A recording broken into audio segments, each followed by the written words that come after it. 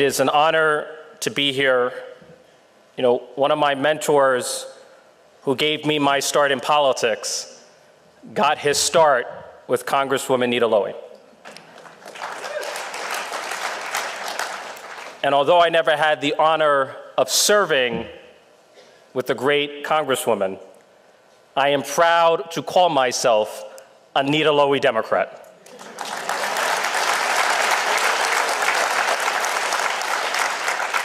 Pro-America and pro-Israel.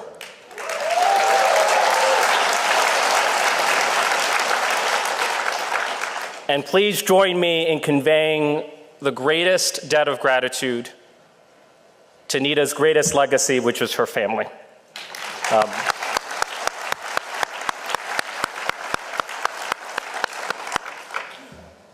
Of all the recognitions that I've received in my more than decade as a public servant, none has meant more to me than receiving an honor that bears the name of the great Congresswoman, and that comes from an organization that I respect and love so deeply, AJC.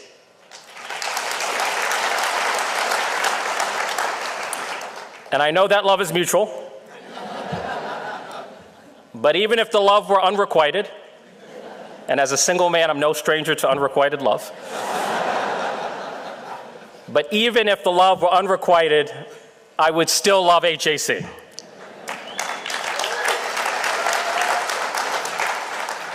I have a deep and long relationship with AJC that dates back to my early years in the New York City Council. Speaking of my early years, a few days ago, I was approached by a constituent who said to me, "Congressman, you knocked on my door 10 years ago, and I thought you would be a typical politician who would never come back. But you came back, and you kept your word. But there's just one problem." And I asked, "What's the problem?" She said, "You've gained a little weight. You've gained about 10 pounds. So AJC has known me so long that it knew me when I was 10 pounds lighter." But AJC has been an unfailingly unifying force in a time of division and polarization. It's been an institutional voice of cool and calm reason in an age of red-hot passions. AJC plays the long game, refusing to be distracted by the pettiness and partisanship of our present politics. AJC believes, as I do, that America must remain exceptional here at home and abroad. And one of the greatest traditions of American exceptionalism is our nation's exceptional commitment to both the Jewish people and the Jewish state.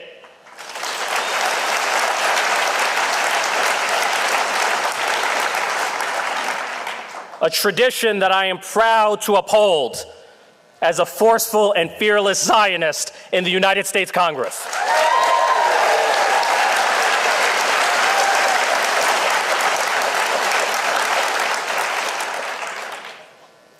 As an ally,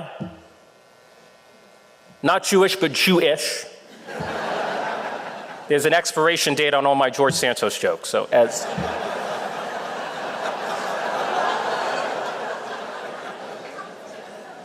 As an ally, I pledge this to each and every one of you. I will never fall silent in the face of anti-Semitism.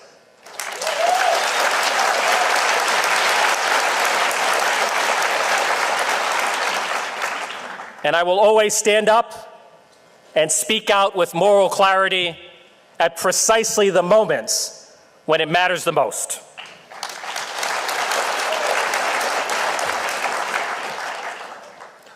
There are many in America who are neither anti-Semitic nor anti-Zionist, but who are nonetheless morally confused about the causes of the war and the conflict.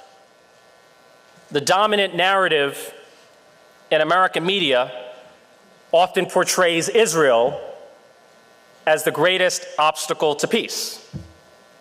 If only Israel had the right government, or if only Israel made the right concessions, the argument goes, peace would become possible. A two-state solution would become a reality. There's just one problem with that one-sided narrative. It's not true. The narrative is a lie of omission. It omits the most tragic truth of the Israeli-Palestinian conflict, that there's a genuinely genocidal, anti-Zionist, and yes, anti-Semitic ideology that demands nothing less than the extermination of Israel as a Jewish state and the eradication of Jews from the ancestral homeland. And that ideology incited October 7th. That ideology animates terrorist regimes like the Islamic Republic of Iran. And that ideology inspires terrorist organizations like Hamas, Hezbollah, and the Houthis, whose motto is death to Israel and death to America. There is no subtlety there. If you're an academic or an activist, a politician or a journalist, who is downplaying or even denying the genocidal ideology at the core of October 7th, then you are not part of the solution, you are part of the problem.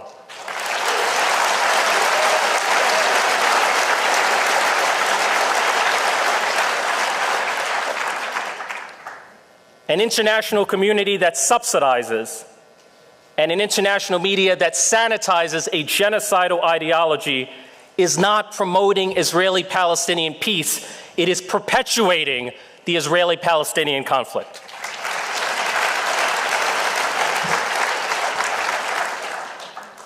The cruel irony of the so-called Free Palestine movement is that it does not free the Palestinians. It oppresses them. It is Orwellian oppression masquerading as liberation. Consider the contrast between how deeply Israelis value Israeli life and how deeply Hamas devalues Palestinian life. Throughout the world, the hearts of Israelis and Jews across the diaspora are breaking for the plights of the hostages who are suffering through modern-day slavery for more than 500 days. Every year at Passover, Jews recount the story of Exodus, the journey from bondage to freedom. The words, "Let my people go," have taken on new urgency at a time when Jews and Israelis are yearning for the day when the hostages will be set free.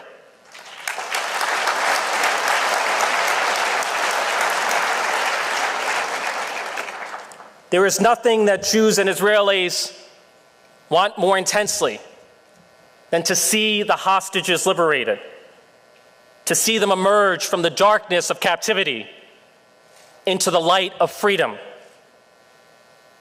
That is what it means to value life. By contrast, Hamas sees Palestinians not as ends unto themselves, but as a means to an end, a means to the destruction of Israel. Instead of investing in homes, hospitals, and schools, Hamas built a sprawling network of terror tunnels so vast it rivals half of the New York City subway system. All that money and ingenuity that could have lifted up the Palestinian people were squandered on tearing down their Jewish neighbors.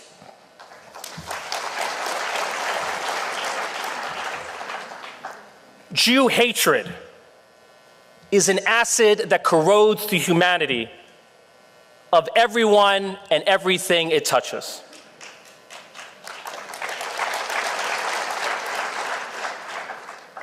Recall the raw footage from October 7th. A Hamas terrorist bragging over the phone to his parents that he had murdered 10 Jews. To be a martyr to die a shaheed, to murder a Jew, is seen as not as something tragic, but as something heroic. I come here with a simple message. The glorification of Jew hatred has no place, should find no refuge in the new Middle East waiting to be born.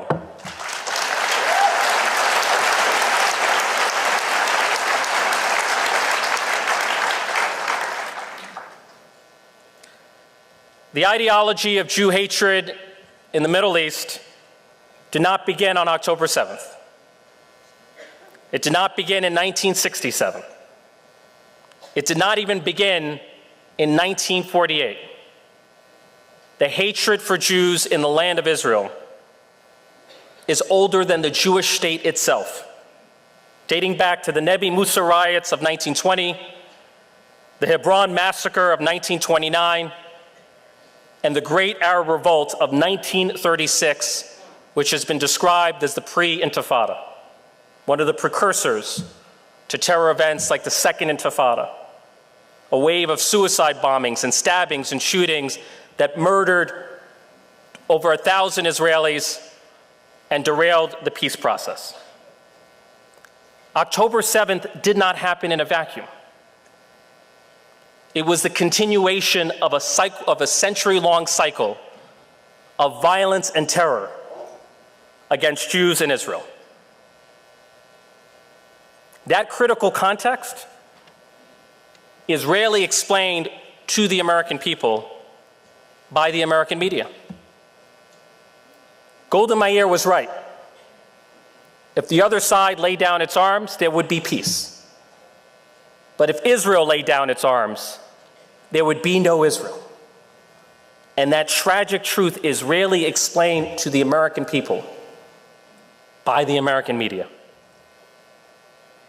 There is an alternative to this history of hate that began with the Grand Mufti of Jerusalem and continues with the Supreme Leader of the Islamic Republic of Iran.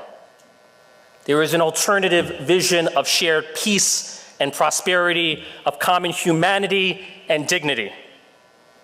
And that vision is the Abraham Accords.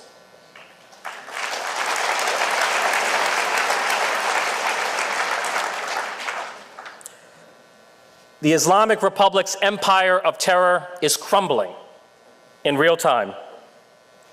Hamas, Hezbollah, and the Houthis, all shadows of their former selves.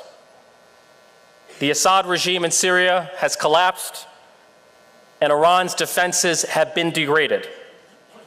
The future of the Middle East does not belong to the Islamic Republic and its empire of terror. The future of the Middle East belongs to Israel and the Abraham Accords.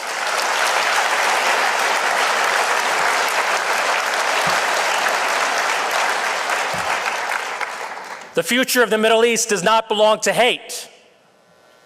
The future belongs to hope, Hatikva.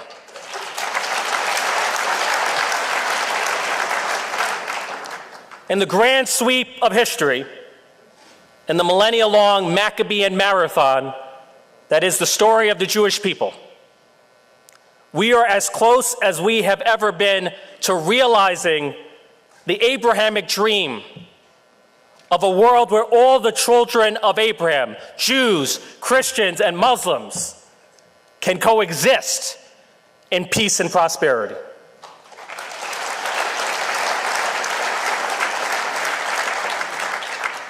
A durable peace is possible. And we as Americans, in the greatest country on earth, have the power, indeed the responsibility, to make it so.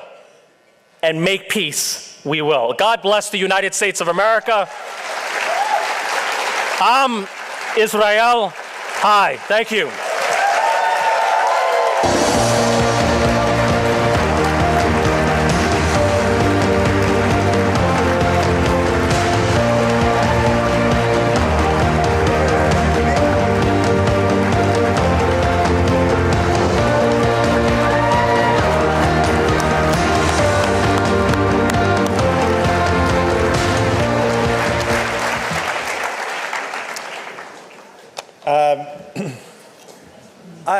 One more round of applause for my good friend Richie Torres.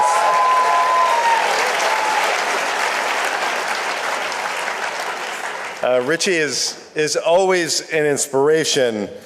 These particular remarks were spot on. They were important. We are grateful.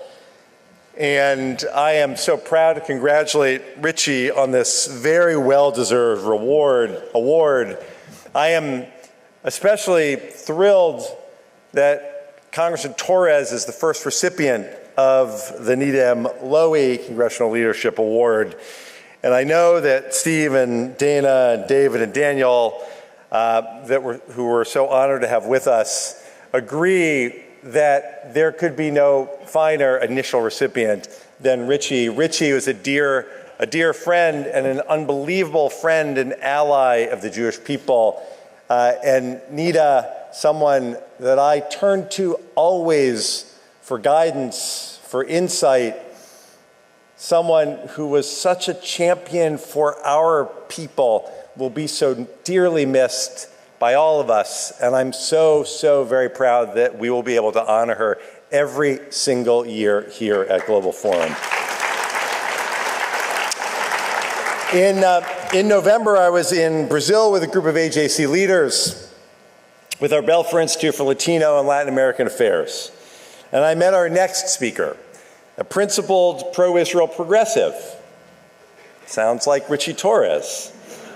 Tabata Amaral, a member of the Chamber of Deputies of Brazil, at just 31 years of age, has already served more than 6 years in the chamber. She has been a great friend to the Jewish community. AJC had the privilege of bringing her to Israel through AJC Project Interchange, our really incredible program that brings global opinion leaders and policymakers to Israel to see firsthand the complexity and the beauty of Israel through their own eyes. And whether in Washington and New York, with Richie, in Brazil, with Tabata, or with the 108 countries that AJC engages, we are so proud to work with leaders in government to advance policies that strengthen the Jewish people, Israel, and allow democracies to thrive. Today, I'm proud to welcome to the stage one such ally. Please join me in welcoming Tabata Amaral.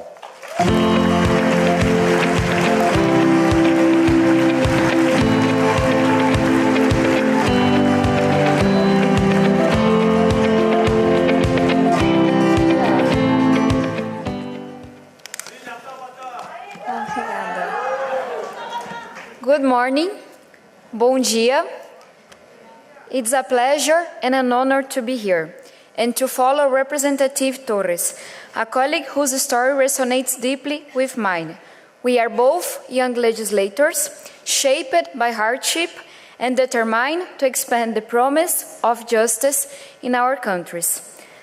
Like Mr. Torres, I consider my first visit to Israel at the invitation of the American Jewish Committee Project Interchange with the Jewish Federation of São Paulo and CONIB, a life-changing experience. My first visit took place less than a month before the October 7th terrorist attacks, which horrified me and deepened my solidarity with the Jewish community. Like Mr. Torres, I believe a two-state solution, however distant it may seem, is essential to guarantee the self-determination of both Israeli and Palestinian peoples. That means supporting not a specific government, but the fundamental right of democratic states to exist, and, above all, the right of their peoples to live safe and to live in peace. Thank you.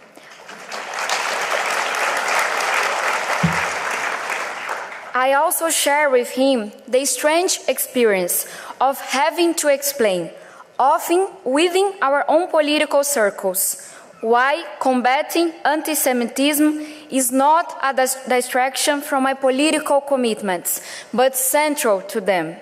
There is a perception, sometimes whispered, sometimes declared, that being committed to justice, especially in the Global South, is somehow at odds with defending Jewish communities or the people of Israel from hatred and exclusion. I reject that idea.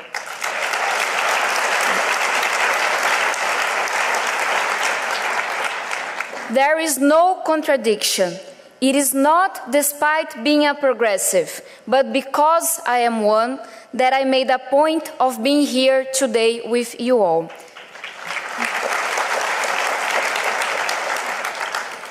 The modern struggle for justice draws on many traditions, labor movements, anti-racist struggles, feminist and decolonial thought, and yes, a profound legacy of Jewish experience and intellectual leadership. These are not opposing forces. They are overlapping sources of moral insight and democratic urgency.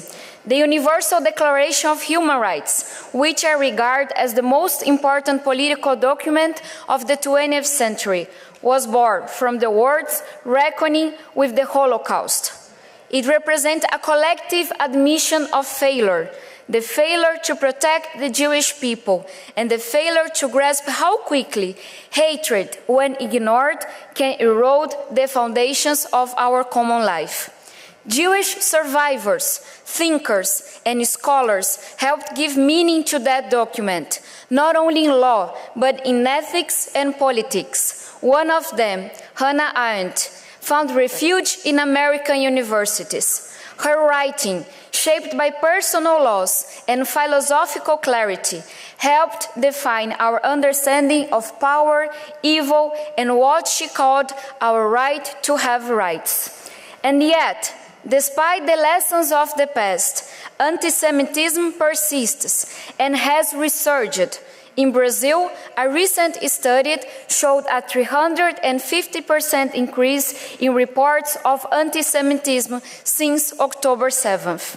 My home state of São Paulo, home to half of Brazil's Jewish population, has seen disturbing cases in schools and universities. And these are not isolated events. A 2022 study revealed the presence of over 500 extremist cells across Brazil, with neo-Nazi groups growing by 270% in just 3 years.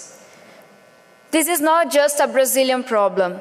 Anti-Semitic attacks are on the rise across Europe, Latin America, and the United States. Even American universities, which once gave shelter to scholars like Arendt, have seen such attacks multiply, creating environments where many Jewish students and faculty no longer feel safe. This reality is deeply troubling and demands action. What saddens me the most is that so few voices from the progressive field in Brazil are speaking out. This should not be a partisan issue. Fighting anti-Semitism is not a political strategy. It shouldn't be. It's a moral obligation. It belongs to all of us.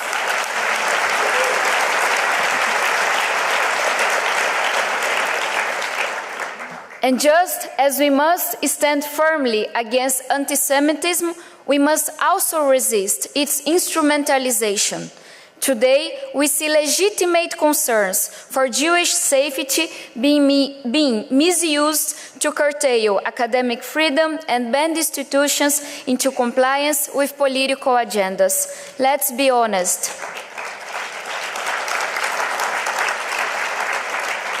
Let's be honest, such efforts do not build solidarity, they erode it.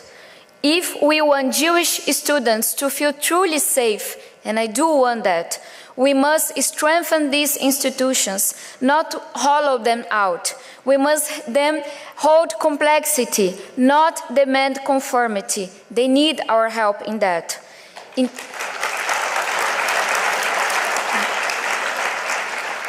In times like these, it's tempting to choose sides quickly, to reduce people to labels, to silence those who dissent.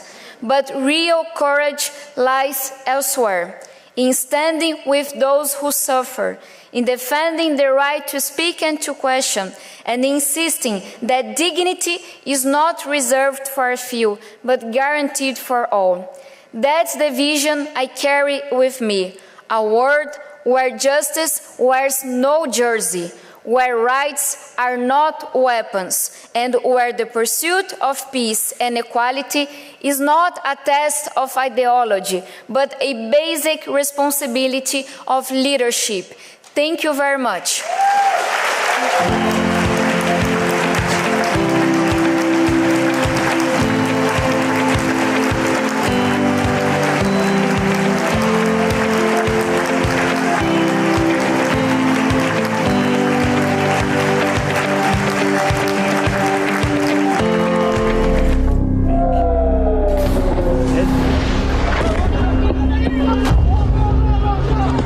The ethnic cleansing of Palestinians. This genocide is unfolding in the Gaza Strip. Tonight, the International Criminal Court issuing arrest warrants for Israel's prime minister. Really now accusing Israel of violating those ceasefire agreements, but certainly...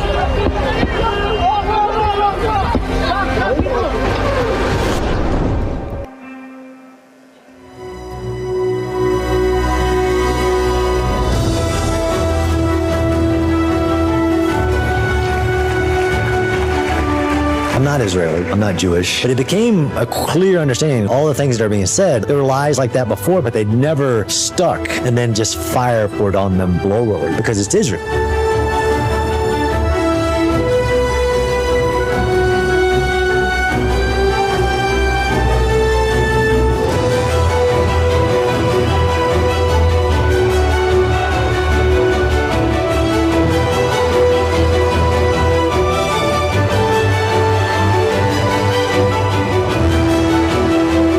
On the ground in Gaza, watching the IDF, they cut civilian casualties to where now it's at an abnormally low for even combat in general. There's actually not been one actual case of the Israeli Defense Forces targeting civilians.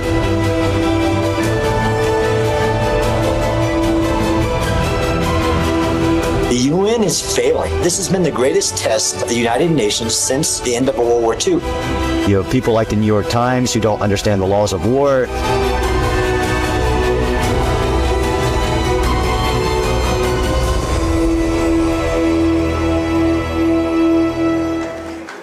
John, on behalf of all of us at AJC, I want to thank you for your integrity, for your moral clarity, and for your voice. You remind us all that speaking the truth, while never a neutral act, is always a necessary one. It is my distinct personal and career privilege to be able to present you with AJC's Moral Courage Award. We'll come stand over here on this X over here.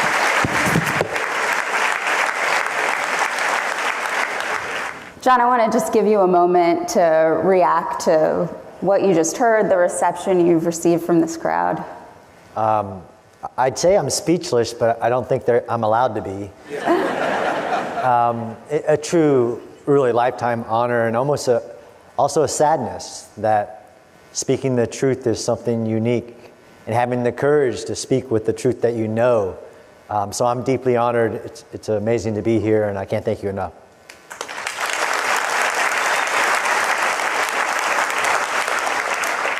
Since October 7th, you have been one of the staunchest defenders, as we just heard, of Israel's military operations in Gaza. But tell us how you came to choose to do this work. Was it strictly from a professional point of view and your expertise in this area, or was there something personal motivating you as well? Yeah, so it's definitely both. Professionally, of course, I had the unique knowledge which some people might have viewed as useless before we come to this time. 10 years of studying just urban warfare. With great knowledge comes great responsibility, but it did become personal. I was 25 years in the military, basically re-raised in the military with values like duty, service, courage as part of the key of who I am. But now I have young children, and I'm trying to raise them with certain values. And I don't want to live in a world where the truth doesn't matter and that people don't have the courage to stand up for the truth.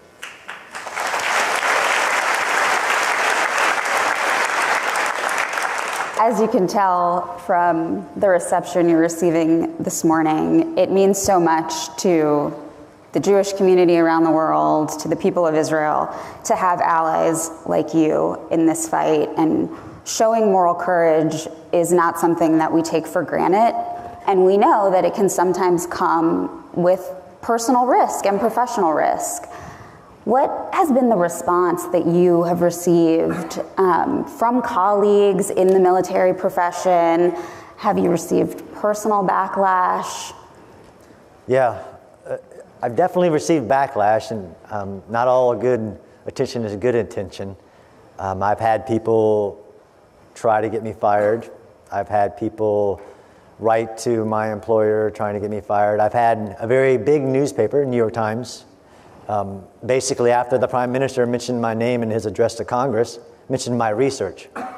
They decided, well, let's decredit, remove the authority of John Spencer. And they assigned somebody for a year to dig into every amount of my personal, professional life to try to discredit me.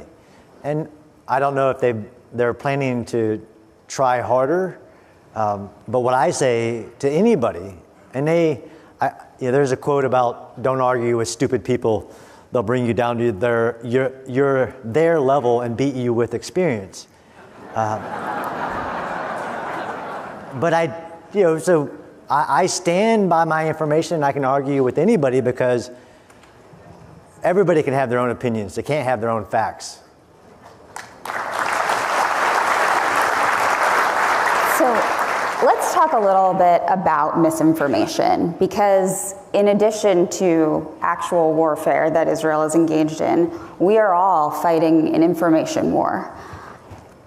So much of what we see in the media, in the press, on social media in particular, truly is a mischaracterization of what's actually happening on the ground.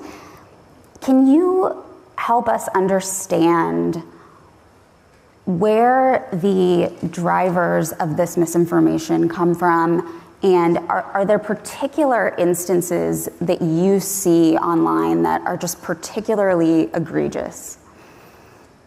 Well, I spend a lot of time online, probably too much, as you know, attacking the largest amounts of disinformation, which sometimes have a kernel of truth and sometimes are just fiction. And I saw this start, going back to why I do this. I've lost friends because of my advocacy for the truth, and that happens to be advocacy for Israel, because I do believe they're doing everything that more than anybody in the history of war to protect civilians, in this case an enemy civilian, to include feeding the enemy's population. But I actually lost friends on October 7th, so there are friends that matter and those that are no longer friends. I can't give you, there's such a long list. I started seeing the lies on October 8th, like Gaza is the densest place on earth. Look, I study cities for a living. Somebody hasn't been traveled the world if they think that. There's places around the world. There's not even a top 100. But then it started with what I say in my world, there's three types of lies. Lies, damn lies, and statistics. So I had to start, at first I fought fire with fire, like, look, if you want to go into numbers, I know where the bodies are hidden, literally. I know the numbers, and this came to this, and I actually got told last month that, hey, you're the ratio guy. You're the civilian to combatant ratio guy, right? Like, no, that's not me. I actually know, again, from studying war, that no other nation has been asked, despite all the context, yeah, but what's your civilian to combatant ratio? Nobody.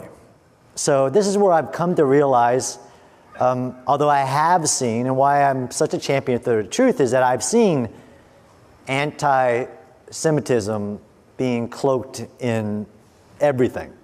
I've seen anti-Israel, anti-Zionism being cloaked in lies, damn lies, and statistics. So the problem being, though, is that nobody knows what any of these numbers mean. And that's where you can take the number and make it whatever you want it to be. And that's another really fascinating book, but where figures don't lie, but liars sure do figure. So this is the number, no matter what it is, no matter who's giving the number, it means Israel is in the wrong. And I've seen this play out in reality, right? So Natan Sharansky's, first a double standard, delegitimize, demonize. I've seen that in spades. But I actually don't think this, what I write about, what I talk about is that this is crazy. This isn't a double standard. This is an Israeli standard in war. Like this question of what is your civilian to combatant ratio? This is what the law, redefining genocide, redefining war crimes, all of this stuff. And I'm standing in the door saying, no, that's not right. From your experience,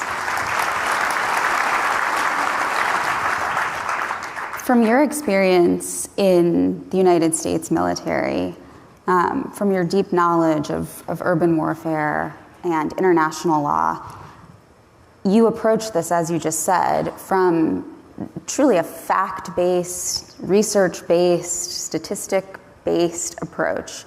And so much of this conversation ends up with an emotional reaction and ignores the facts. For all of us who are engaged every day on the ground in our communities, we're never going to have the level of expertise that you have. But how can we better arm ourselves to be advocates? I would say read what I write, but I think everyone... No doubt everyone does. That's right. Because it is hard to quickly identify where the fact is in that kernel of truth, and then the inference, the correlation, the lie, the narrative. Where I've chosen to start fighting people online who aren't experts, and for some reason expert has become a bad thing, but where they're redefining words like morality. It's been crazy. To arm, I often get this question, like what's the short one-pager that I can arm myself with? There's so many variations of what's going on versus the reality of actually being there. And I actually also agree that a lot of people have these emotional, like you can't convince them otherwise, ideals about Israel and Gaza, although they've never been. They never looked across a field and seen Gaza. They've never been in Far Gaza and looked across a field and seen where more Gazan civilians cross the wire to commit atrocities than actual Hamas.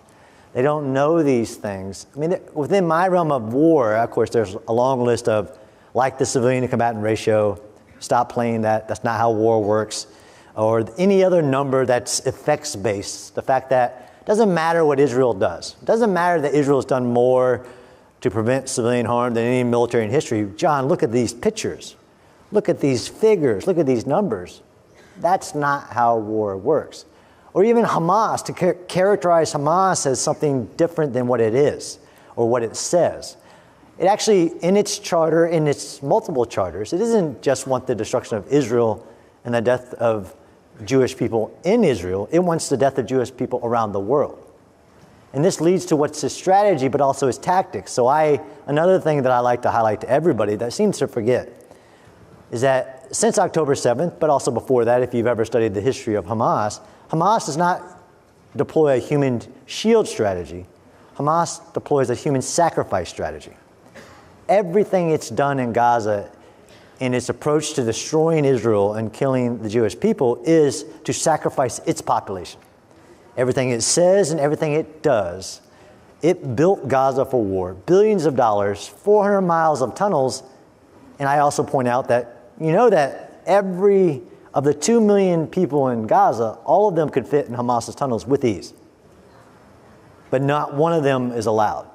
Because Hamas says and acts, it actually says this: I need the death of my women, children, elderly, all of them, to achieve in the afterlife my goal. So that human shield versus human sacrifice strategy.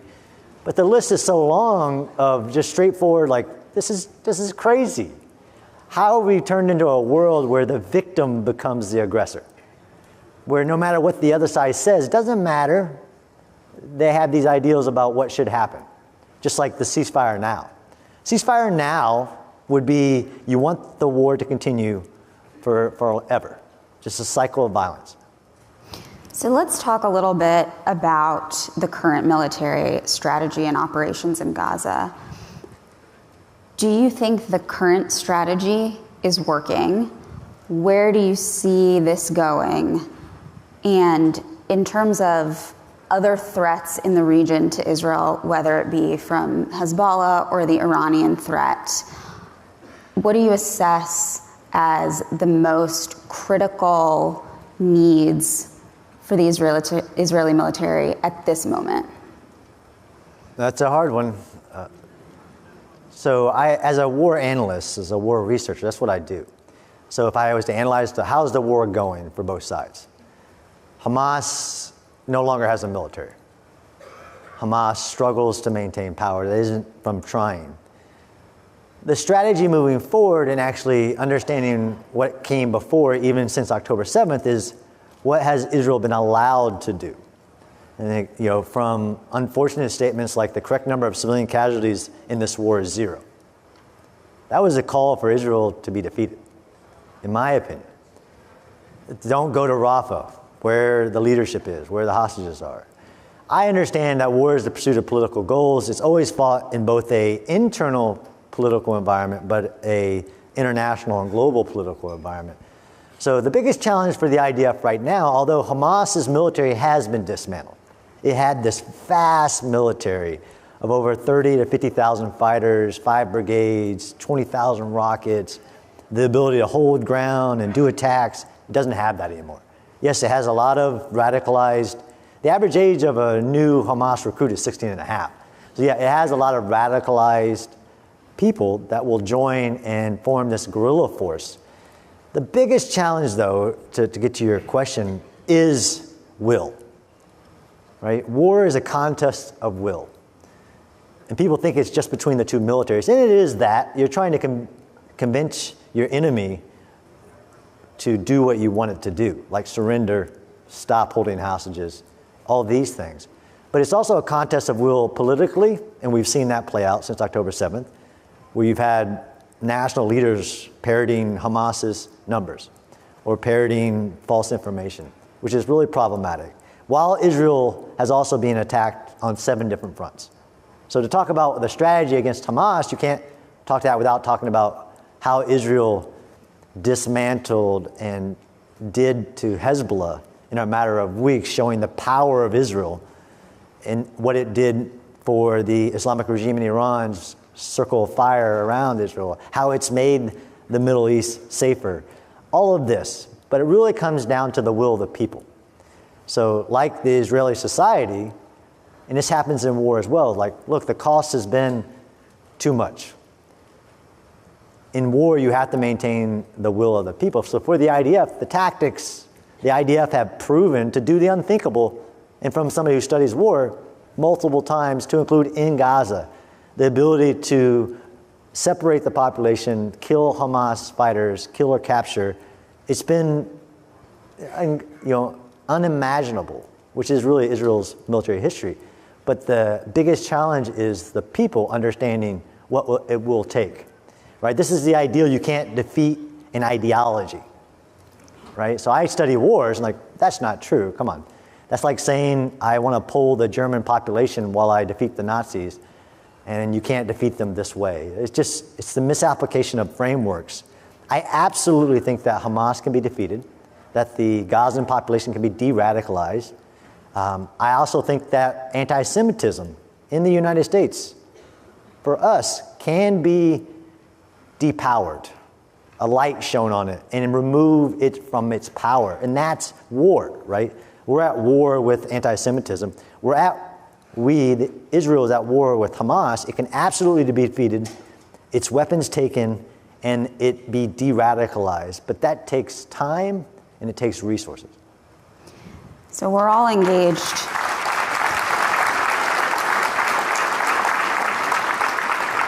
We're all engaged in this war against anti-Semitism. And we often feel like, I think, as American Jews, that we are shouting into the void at times. what advice would you give to everyone in this room on how to hold on to that sense of purpose in this fight, drawing on your background in the U.S. military and the values that have been instilled in you for 25 years in your career? How can we hold on to that sense of purpose and drive in this fight? Yeah, it's a great question.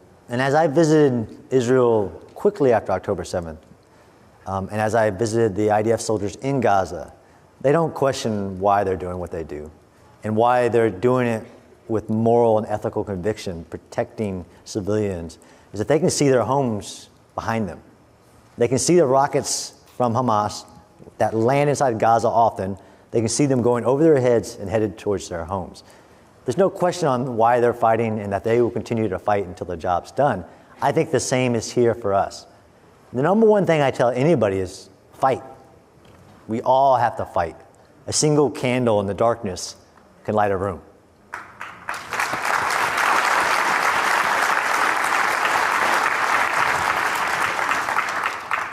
John, from all of us here at AJC, we are so grateful to have you as an ally in this fight.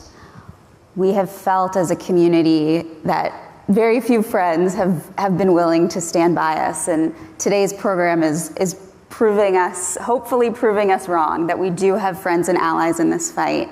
Thank you so much from the bottom of all of our hearts.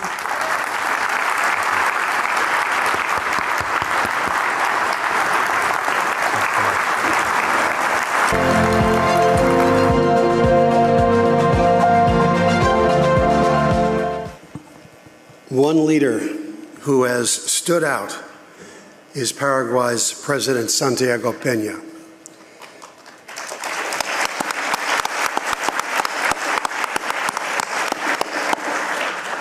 President Peña has shown unwavering support for Israel and the Jewish people during these challenging times, continuing a proud tradition in Paraguay dating back to 1848.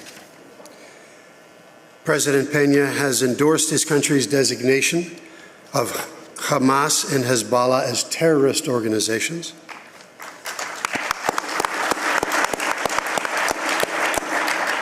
And a few days ago, in a landmark decision, he declared the Iranian Revolutionary Guards Corps a terrorist entity as well. The first nation to do so in Latin America. He has spoken out also clearly against those who distort Israel's actions and misrepresent its fight against terror and racism. In December of 2024, accompanied by top advisors and Jewish community leaders, he traveled to Israel to reopen Paraguay's embassy in Jerusalem, Israel's eternal capital. That is a powerful and unmatched act of friendship. Many of us were honored to hear President Peña speak at last year's commemoration of the 30th anniversary of the AMIA bombing in Buenos Aires. His words of solidarity with the Jewish people then and his condemnation of extremism were very powerful and deeply moving. And very importantly, and news to many of us, and perhaps to you as well, he told us then that Paraguay has also experienced a war of extermination and genocide in 1864 during the tri-nation alliance war, when it was attacked by Brazil, Argentina, and Uruguay, in a war that became a war of extermination and genocide against the Paraguayan country and the Paraguayan people. We had never learned that, and this is what President Peña told us, and he'll reference that in his remarks today. And he has told us several times that that experience is part of the Paraguayan mindset, in their heart, that compels him not to stay silent while Israel is being attacked. He's off stage. We'll be here in a second. Mr. President, AJC deeply values your principled leadership, your steadfast allyship, and your moral clarity. and it is a true honor to present you today on behalf of AJC and its Belfer Institute for Latino and Latin American Affairs with our Gesher Award. Ladies and gentlemen, it is my great honor and privilege to stand before you in this great organization today to receive this award which you have so generously and kindly have chosen to bestow upon me. I am deeply humbled by the gesture of genuine friendship and generosity. I received this award not because of any personal merit, which I don't have, but as a symbol of the profound political, emotional, and spiritual ties that exist between the Jewish people and Paraguay. I am convinced that no nation, no culture, no religious heritage has shaped and influenced Western civilization as profoundly as the Jewish people. For more than 4,000 years, your people has built, generation after generation, the most enduring and meaningful ideas of our civilization. These contributions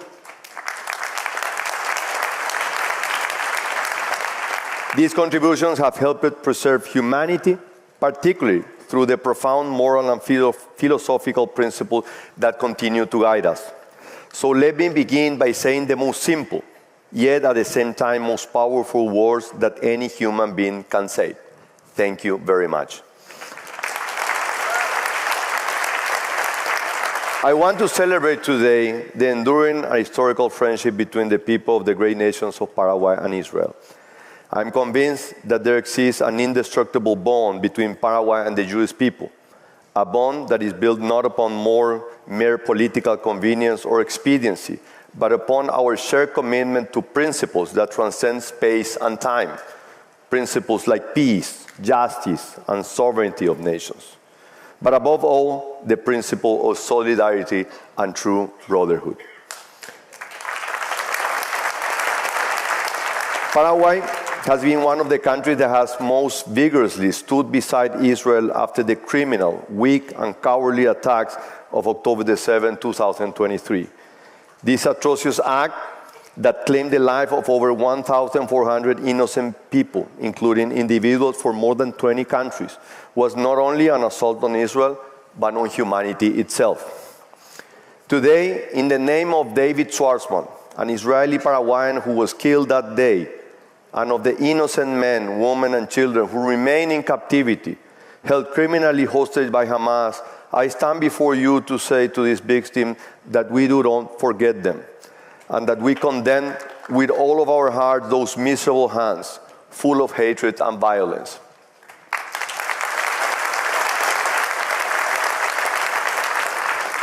To these criminals, we come here to say, you have not won. No. Hate is not stronger than love. Violence is not stronger than peace. Barbarism is not stronger than humanity. Cowards, know that you will be defeated. It is in the most difficult and trying times that we come to know the value of our true friends, of our real brothers and sisters. Everyone is a friend when things go smoothly, when the weather is fair. But we are living truly decisive days. These are not time for timid, for the lukewarm. This is the reason why in December of last year I took the decision to move the Paraguayan embassy in Israel to the eternal capital of Jerusalem.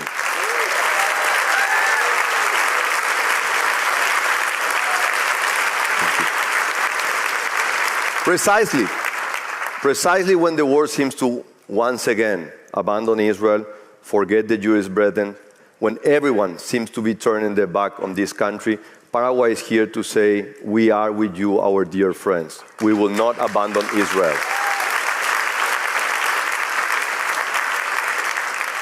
There is so much truth in Elahan Leib Levinsky's words. Without Jerusalem, the land of Israel is a body without a soul. I believe that without an embassy in Jerusalem, diplomatic relations with Israel do not have a real heart, do not have a real soul. With this move, our historic friendship will once again have a palpitating heart. It is also a decision that I sincerely hope will inspire other nations to do the same.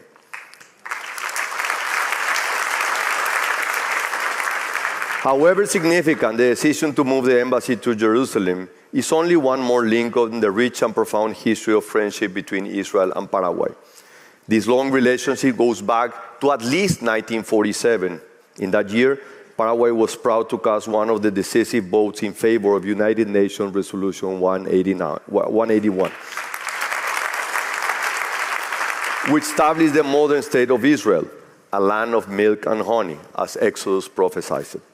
From this moment on, our two nations have been united in a true spirit of friendship and brotherhood, which has stood the test of time and the ever-changing political, diplomatic, and cultural movement. But you may legitimately ask, why are two countries that are geographically so far away one from each other, that on the surface are so different, that have so diverse history, have such a strong and unique bond? Despite these superficial differences, I'm convinced that there are few countries in the world that can understand Israel better than Paraguay. Although many of you may not know this, Paraguay people share the great tradition of the Jewish people of understanding the ideas of adversity and sacrifice. Of course, no people on the face of this earth have endured so much persecution, so much violence, so much injustice as the Jewish people. No words, no historical chronicle can fully describe the trials and tribulations that you have suffered. Yet, at the same time, this fight against adversity and the concept of sacrifice embodies so much of the greatness of these nations and of many of gifts to humanity.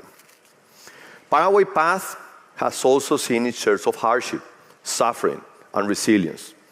Just as the children of Israel were guided by Moses in search of the promised land, Paraguay too has faced its own particular kind of exodus, of wandering, difficulty, and struggle to survive.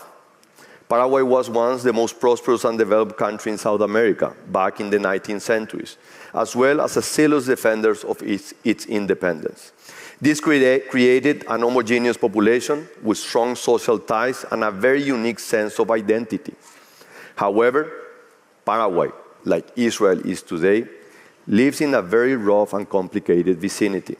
Our giant and powerful neighbors, Brazil and Argentina, united together with Uruguay, signed a secret treaty, the Treaty of the Triple Alliance, or of the Triple Infamy, as the Argentinian jurist Alberdi, censoring his own government, famously called it. Also drafted in euphemistic terms, the real object of this treaty was none other than the total extermination of the Paraguayan people and the elimination of our country from this earth. The Allies together were immensely superior in territory, in military weapons, and in manpower. Yet they failed to fully understand the soul of the Paraguayan people, so attached to their nation and the values of adversity and sacrifice. The chief commander of the Triple Alliance, Bartolomé Mitre, bragged at the beginning of the war that the troops will be in 24 hours to the barracks, in 15 days to the campaign, in 3 months to Asunción, our own capital.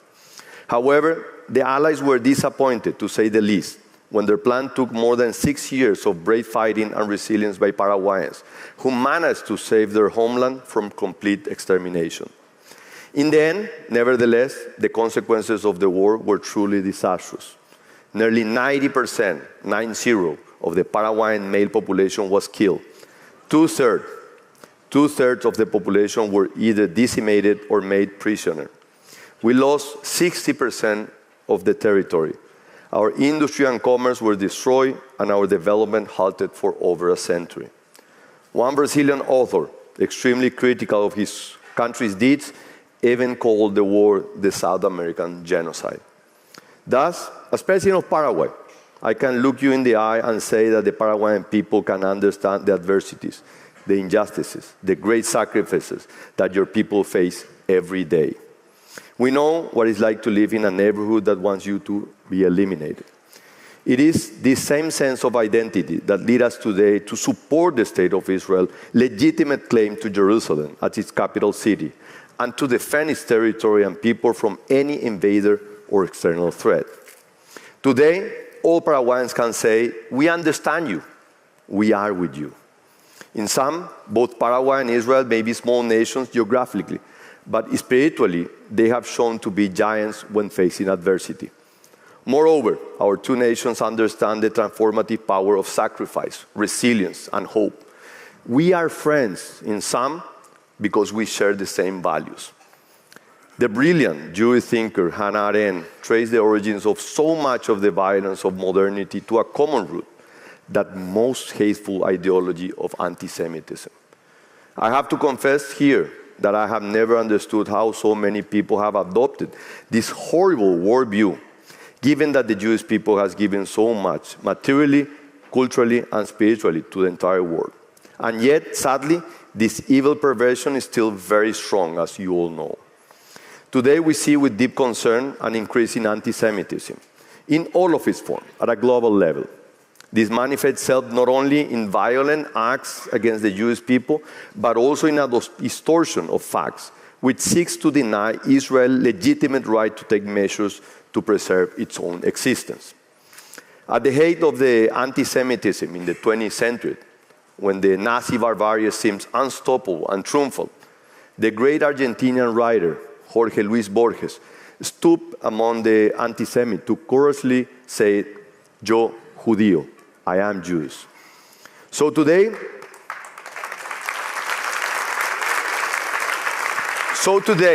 let me say that to the whole world, that for every act of anti-Semitism, every Paraguayan will respond unequivocally, "Nosotros judíos, we are Jews."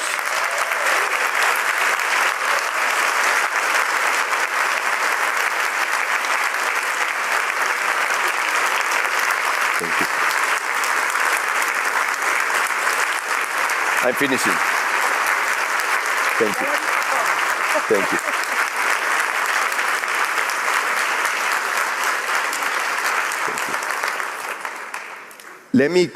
Let me close these remarks once again by thanking you for this unique privilege.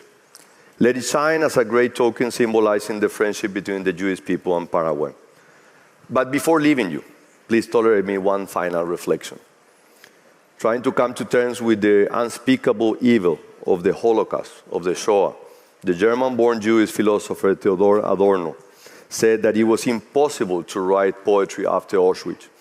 Indeed, it seemed that no word, no literary form can fully describe the unnameable cruelty of those deeds. Witnessing the degree of inhumanity achieved by the Nazi barbarism, Adorno seems to have lost any hope in the future. Today, there are still many great challenges faced by the people of Israel. There are extremely trying days ahead, and I understand that this may lead many others to lose hope. And yet, I'm very hopeful for Israel, for its people, and for its future. I'm convinced that Israel and the great Jewish nation will not only endure, they shall prevail. Shalom. I'm sorry that I took, I know, you told me.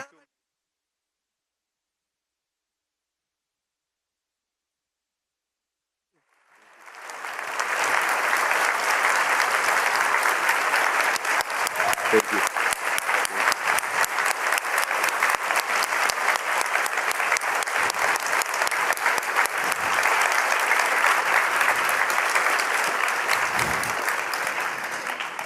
Mr. President, you've said it all. So we want to thank you for this invaluable opportunity to get our audience, to get to know you and your admirable country. We wish you and the Paraguayan nation only the best and look forward to continue working together with you and with like-minded countries for a better future, for a peaceful world, and for a safe Jewish community in Israel. Thank you so much. Thank you. Thank you. Thank you very much.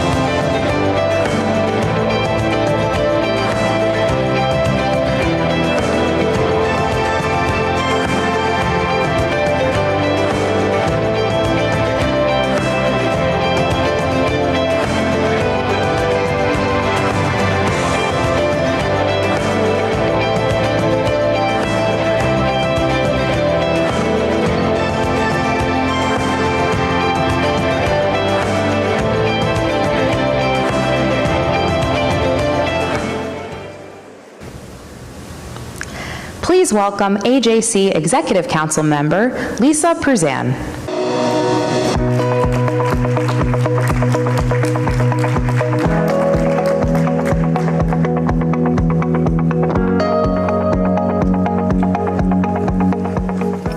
Good morning.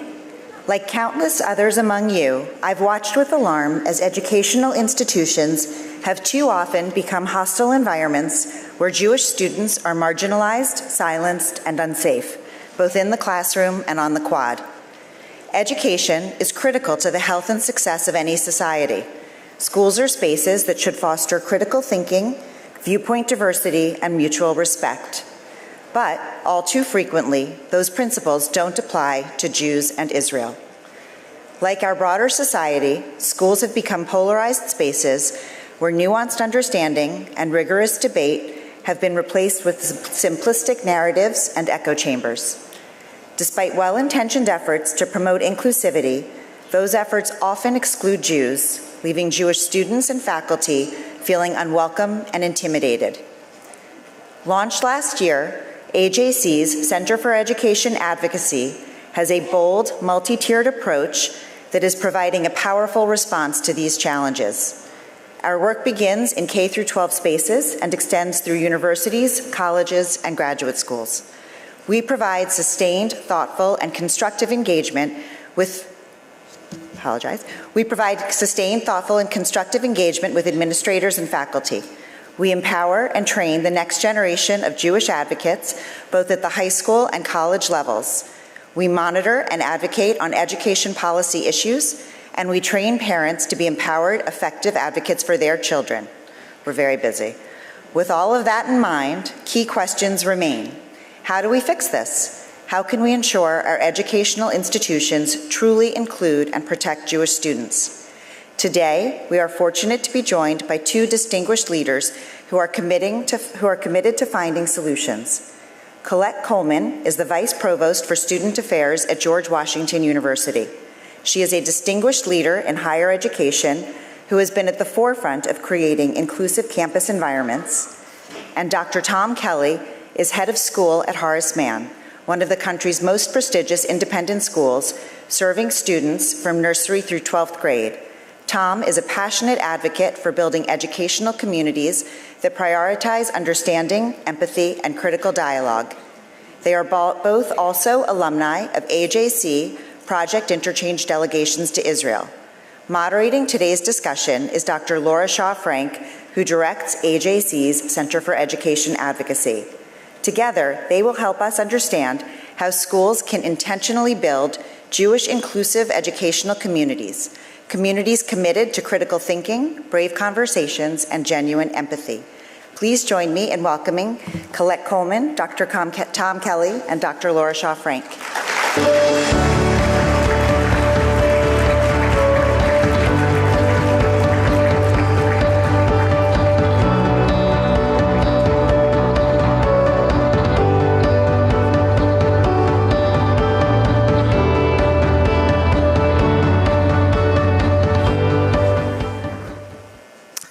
Tom and Colette, it's wonderful to be here with both of you. We've spent a lot of time together on multiple continents. This is true. I'm just going to dive right in and start with the hard question. What challenges did you face on your campuses in the aftermath of October 7th, and how did you address them?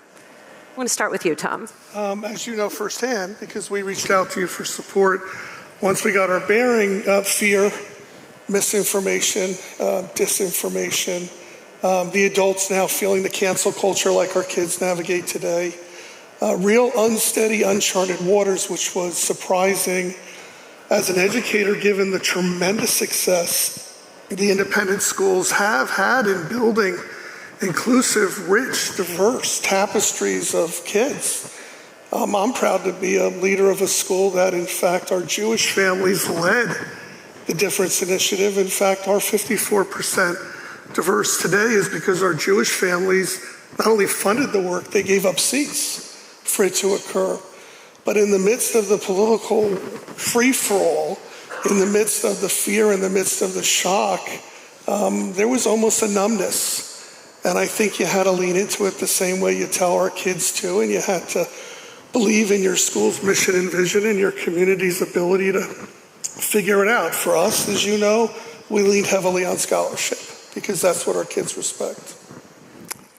Colette. So, that's loud. I think you're aware because we've all been in conversations since October 7th. I think for especially in the college space, it was a very hard time. Yeah. I think it was disturbingly hard for our community, and it was a community that you started to see the fissures and the tensions that split people apart. When I think about things that students have advocated for in previous to October 7th, it was almost like a culmination of people coming together for a particular cause. This was the first time that I saw the community completely internally divided and split and broken apart. And that was really challenging to watch, as you know, because we started the work prior to October 7th.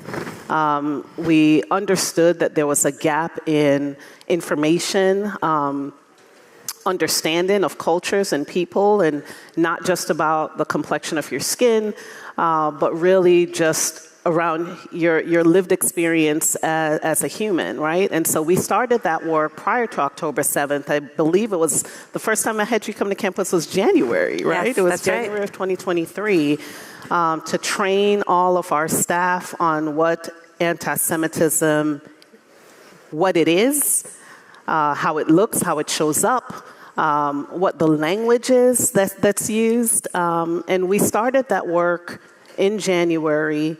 We then engaged again in August during our orientation program. I think that August was the first August that we had our orientation program be mandatory for all incoming first-year students to learn about anti-Semitism.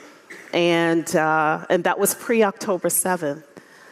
I wish that we had time for things to have taken root before October 7th happened. So we started that work with the incoming first-year class of the training, of the education, of the awareness, but we didn't have time for things to really stick. So we didn't get to the upper class levels before October 7th happened. And so we had a campus that was divided. That's actually a perfect segue to my next question for you, which is about those tough conversations. We at AJC have always been proponents of brave conversations in education spaces. We want students to be able to express themselves openly and be heard with empathy and with curiosity, and also listen to ideas that might make them uncomfortable, because that's an important thing in education. And both of you have sort of been the exemplars of fostering exactly those types of brave conversations in your school spaces, even before October 7th, as we discussed. And I was at GW doing that, and I was also at Horace Mann doing that. So I'm wondering, since both of you have emphasized this so much in your school spaces, if you could share with us why you think courageous conversations are so important in countering anti-Semitism. And then how have you elevated them since October 7th, given the incredible tension that you both expressed existed on your campus? And I'll start with you, Colette. Yeah. So I think we have to lean in to these courageous conversations. And they're not going to be comfortable for everyone. And I think we have to be willing to ask the hard questions and to say the things that sometimes people don't want to say or feel uncomfortable saying. I think for our student, when I think about our student population, so this will be we're in our third year now of incoming first-year classes having at least a grounding, a baseline of what anti-Semitism is, right? So we're doing that. So this will be year 3. And I say it takes 4 years to change culture. And so you just have to keep at it, and you got to keep going. You can't just do something for 1 year and then stop, or just because it's the highlight of the moment or in the news at the moment. Like, if you're committed to something, even in the hard times, you got to stay committed to that. So this will be year 3 for us, 1 more year, and we would have had 4 class years of students on campus that have actually started their educational college journey, understanding how hate appears, shows up for all communities, and not just based on the color of your skin, and not just based on what you're have been exposed to. So it's a grounding. So I think we have to keep doing that work. And it's not always the most comfortable thing. And in lieu of all the things that have been happening, that work still has to keep going. So there's that tension space. You know, there are some families that might think we're not doing enough, right? And that might be true. I think we're still figuring that out, and we're still using all the tools and resources available to us, but we're committed to doing this work, and we'll continue to do this work until we start to see the impacts and the results that will come from it. And so that's my deepest desire and goal, but I do think that we have to keep doing it. So this year, and each year we tweak, right? So in the first year, it was like, oh, how do you do this really hard. People, you remember that yes. First conversation.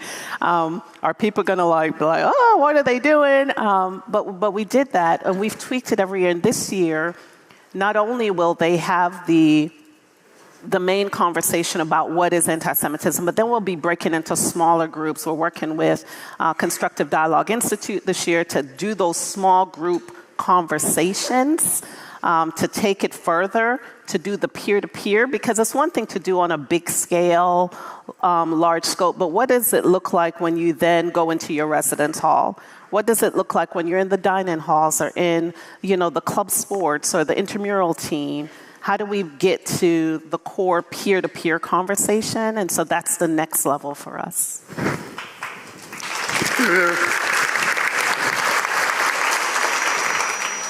Tom.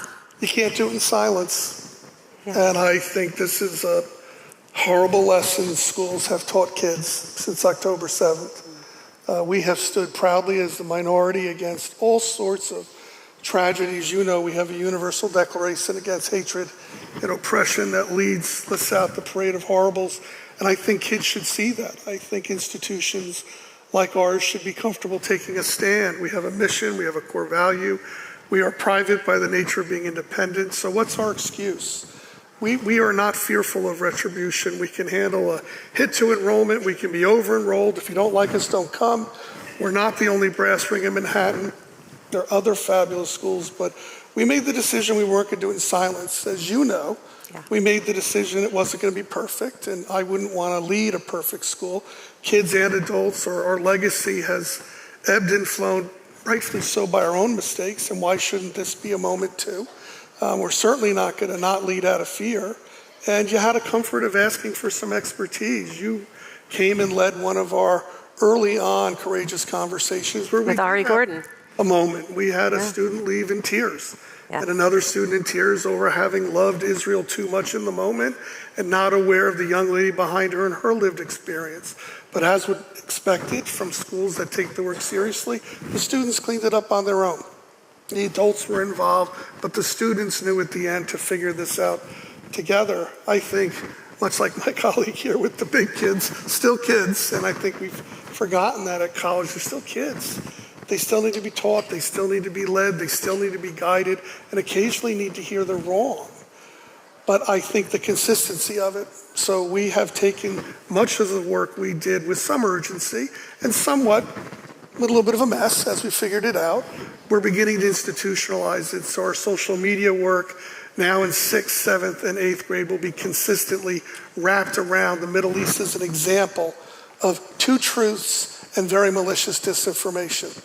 We're going to use our discussion of Middle Eastern studies back in actual credit-bearing courses in our high school curriculum.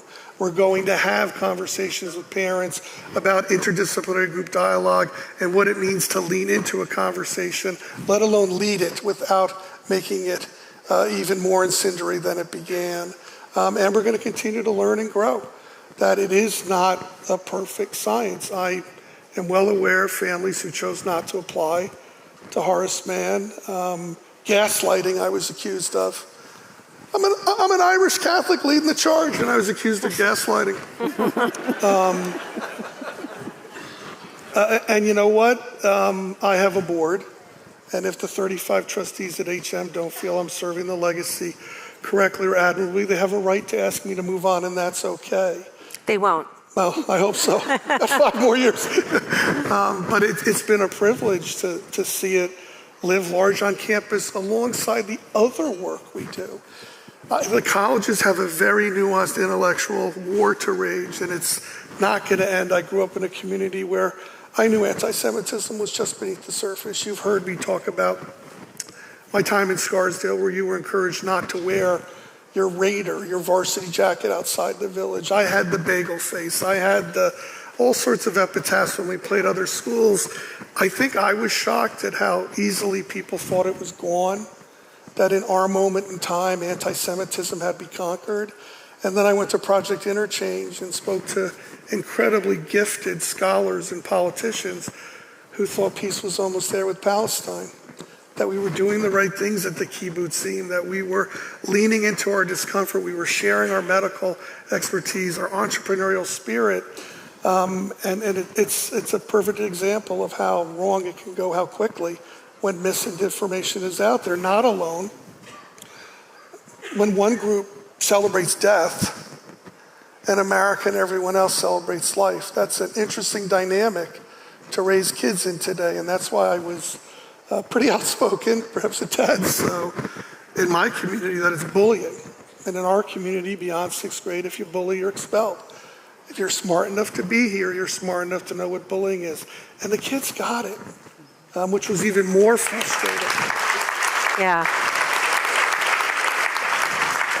I have to say that one of the things we hear a great deal from our higher ed administrators is how important, and I know, Colette, you will be nodding your head vigorously at this, is we can't fix it on campus. We need the K through 12 schools to step up. And that's actually why the Center for Education Advocacy has this arc of working with K through 12 schools and with higher ed. It's so important, and as you've both just explained. So you just mentioned Project Interchange and travel to Israel. You both traveled to Israel. I was lucky enough to be on both of your delegations with you. How did your trip to Israel impact the way you addressed the post-October 7th or even the pre-October 7th situation in your schools? I'll start with you, Tom. It not only fueled the fire, it straightened the nail. My wife had attended Hebrew U. My wife, who I admire and follow the rules because she volunteered in the IDF as a U.S. citizen. And when I heard that, I thought I will not be arguing with her. My daughter, who had her big day at Robinson's Arch, I thought I knew. I have a minor in religious studies. I went to a Jewish college and chose to minor in religions of the world. And I thought I knew. I'm the head of Horace Mann. I have all these degrees. I grew up, I didn't. And on Project Interchange, I experienced a tapestry of faith and culture and almost humanity, the very essence of who we are, not only united around difference, rallied around fear.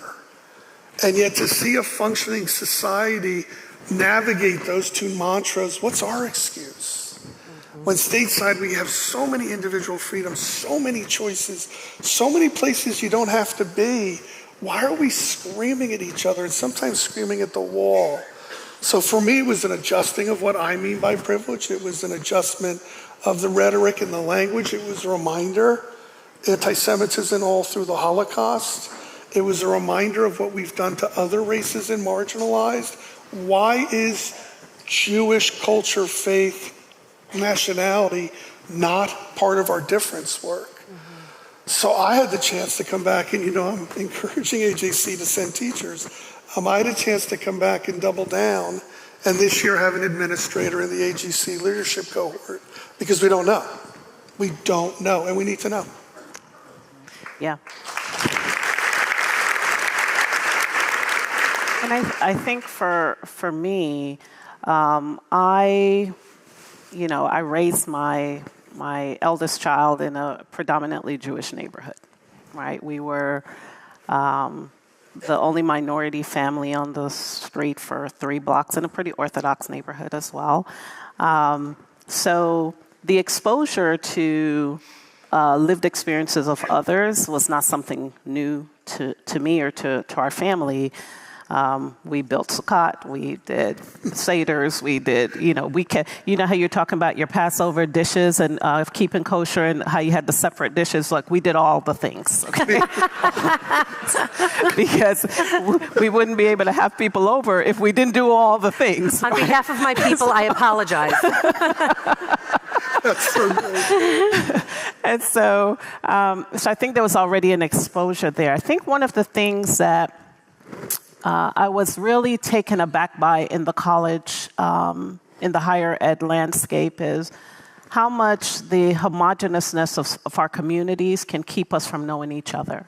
Oh, yeah. And so when you have students that have never experienced a Seder or a Shabbat dinner or have any understanding around why you live the way you live, why you eat the way you do, or when there's no exposure to that, right, then that disinformation that you talked about becomes the information that you have. And I noticed that a lot on our college campuses. And so even in working with our Hillel and talking with our students who run our Jewish student organizations, I've been encouraging them to bring others into the fold so that they can be exposed to their lived experience and they can see your humanity and you can see their humanity. And there's an exchange of lived experiences that we have more in common than not. But I do think that is something that has to get tackled. And I'm glad that we're looking at that from the K through 12, but I also think in the college space, it's harder to, when you have information, that's a counter to disinformation, right? Without any kind of lived experiences, you can just take something, someone could say something to me, I'm like, that's not true. Like, no, that's not true because, I have all of these memories and context to make sense of what is truth. To your point around, especially for the minority community, I think about the African American community and I think about the civil rights movement. I think about who the people were that were standing there with the leaders on the bridges, making way, willing to stand arm in arm. That's a lost history.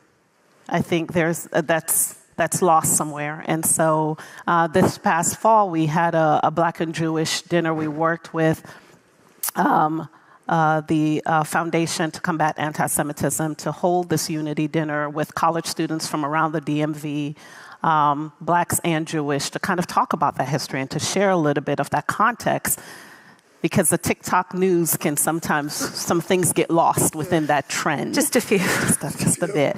And so I do think that there's a historical context to live on. So what the trip for me did in Israel, it was put in, we talk about the complexity and the nuanceness, right? And I don't think people understand. So it's like a, catchword. You say, oh, it's very complex. Yeah. But when you're there and you're experiencing and communicating with people that's their daily lived experiences, it makes a difference. It takes some of the layers off for you to understand that you can have many truths lived together in context, right? And so I think the biggest shame from my perspective of watching what happened post-October 7th was the way that lines got drawn, right? To cut, like, people who are actually together wanting the same thing, somehow that the message got, the message, the enemy became the wrong enemy, like, and it's, and that was really disheartening. Yeah. Last question, our lightning round.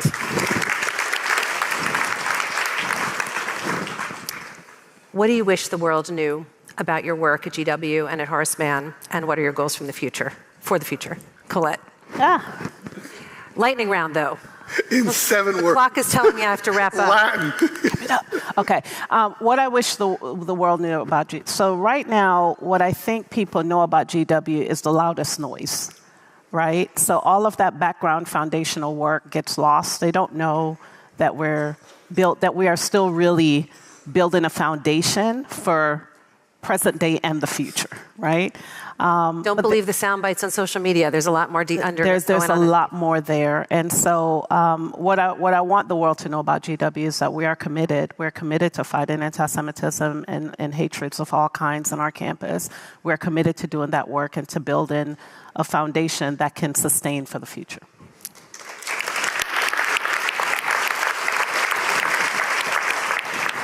Tom.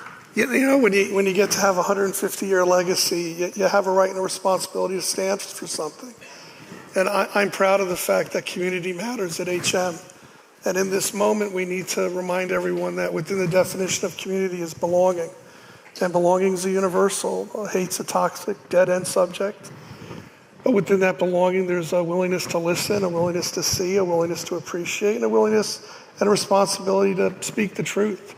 And I think the greatest gift we can give our kids on the way out the door is not only that sense of belonging, but belonging is the change agent for peace, for a great future, for an inclusive world. And that's what we're pushing.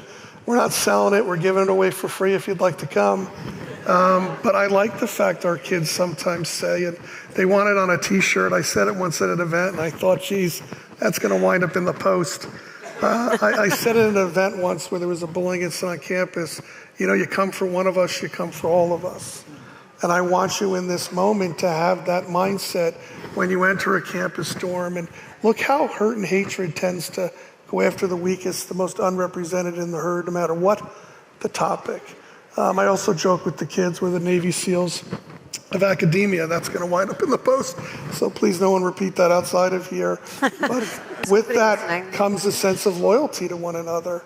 I just want that loyalty to be anyone in front of you, behind you. I want the legacies to matter. I want the future to register. And I'd be devastated if I heard from a colleague at the college or graduate level if I saw one of our alums locked in a building causing harm, when we know they've got the skills, the written, the spoken, the agency to speak truth to power respectfully. This violence, the nonsense, the breaking of rules, the marginalizing should have no place in the gifts we give our kids on the way out the door.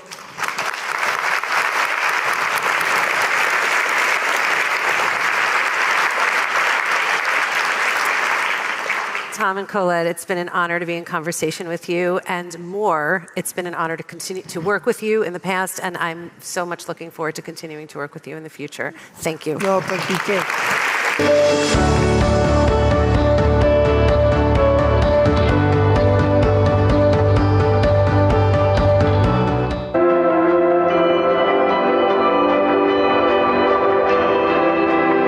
My name's Ben Masafi. I'm a sophomore at the University of Pennsylvania studying finance and international relations. I'm accepting the AJC Sharon Green Award for campus advocacy on behalf of Pet Hillel.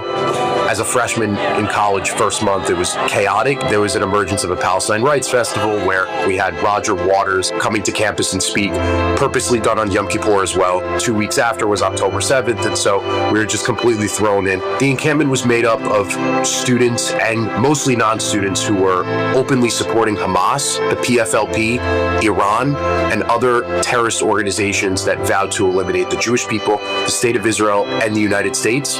Whenever I was walking, I had somebody following me to make sure I wasn't going into the encampment, and they were blocking me, really from parts of campus because they knew that I was a Jewish student who was concerned for my safety. Being blocked from certain parts of campus for our identity felt very isolating. There was no sense or indication from the administration that they were stopping it. This is not an environment that we want. We don't feel safe. We don't feel supported by the administration. The advocacy that I've done in response is I started a coalition called Pennsylvania Leads the Fight. We're focusing on state level advocacy with Pennsylvania local, state, and the governor's office. We've seen that working together, unifying as one, has been really, really important considering the other side and who we're fighting against. Being awarded the Sharon Green Award by AJC means so much for me, considering I've been involved with AJC for the last 3 years. My hope for Jewish students in the future is that we don't shy away from the challenges that are facing us and we continue to stand up for ourselves. You have to realize that the most important thing about a college is not about exactly the stuff about anti-Semitism, but about the community. The Jewish community and the Jewish spirit's never going to go away.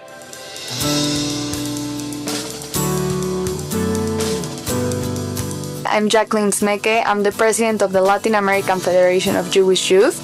I'm a Mexican Jew. And I always grew up in this amazing community who always had this amazing privilege of being a part of something great. Before October 7th, being Jewish on campus was like being like any other person on campus.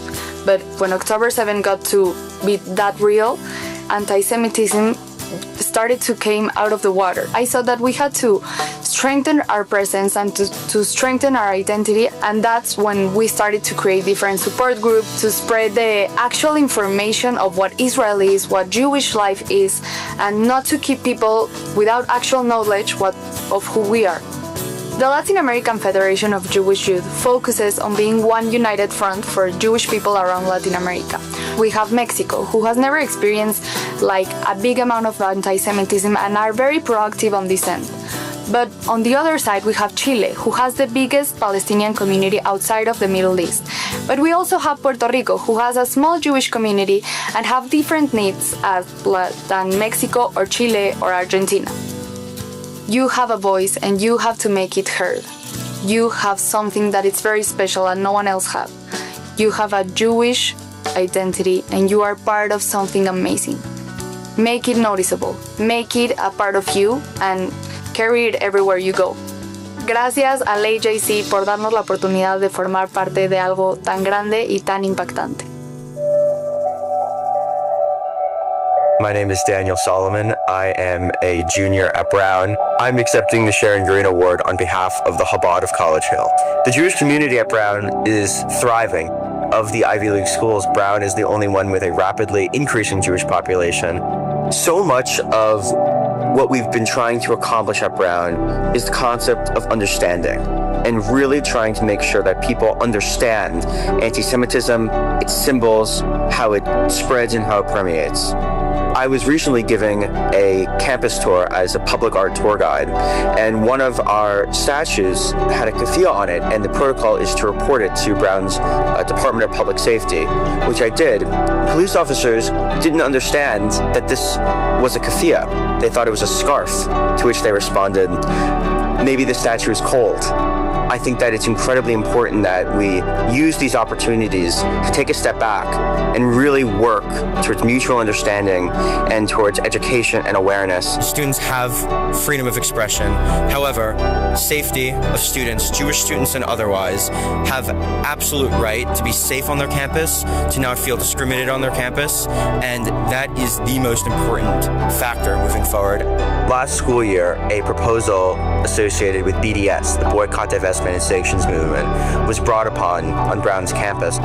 There was a proposal on whether to divest from Israel. My role was working with administrators in conversation, also on the flip side to support the Jewish interest. To accept the Sharon Green Award on behalf of the Chabad of College Hill means to be proud of our Jewish community, means to be validated and recognized for the work that we've done to combat anti-Semitism, to form a stronger, more proud Jewish community, and one that seeks to work within the administration and within the institution to really make some transformative change.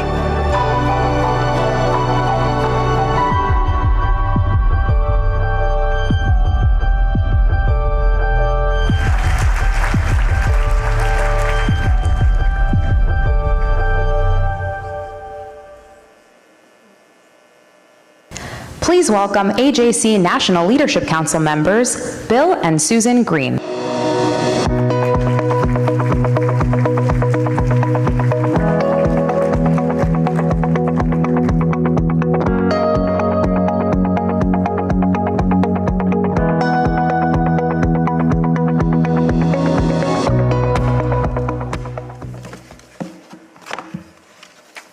Good morning.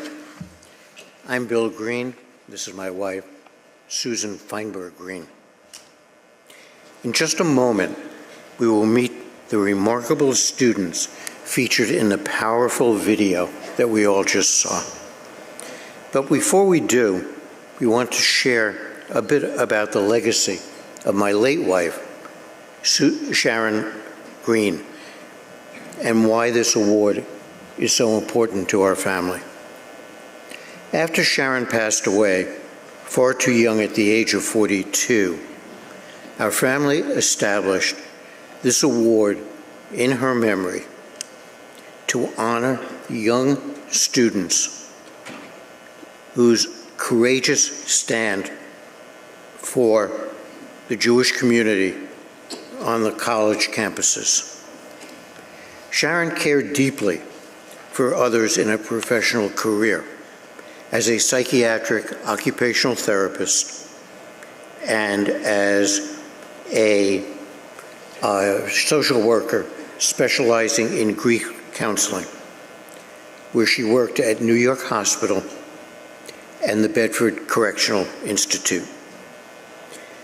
She guided countless people through trauma with strength and empathy. In her personal life, Sharon was equally devoted to her family, to her community, to her synagogue, to Israel, and to all things Jewish. Sharon also had unwavering faith in the next generation. This award, presented annually through AJC, is a tribute to her enduring legacy of service and her belief in the power of young people to create meaningful change in their communities and beyond. We are proud that Sharon's spirit lives on through this award. As we all know, being a Jewish leader on a college campus has grown more difficult in recent years. Since October 7th, that challenge has intensified dramatically. Jewish students, especially those who identify as Zionist or who express basic solidarity with Israeli Jews, have faced harassment, discrimination, and even violence. And yet, today's award recipients have responded with grace, courage, and Jewish pride. Today, we are honored to present the 2025 Sharon Green Award for Campus Advocacy to 3 extraordinary organizations: Chabad of College Hill at Brown University, Penn Hillel, and the Latin American Federation of Jewish Youth. Please join us in welcoming Ben Masafi, Jacqueline Smeke, and Daniel Solomon.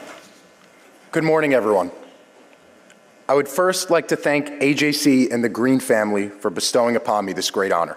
It is a privilege to be speaking to you all today. I'm here to accept this award on behalf of Penn Hillel.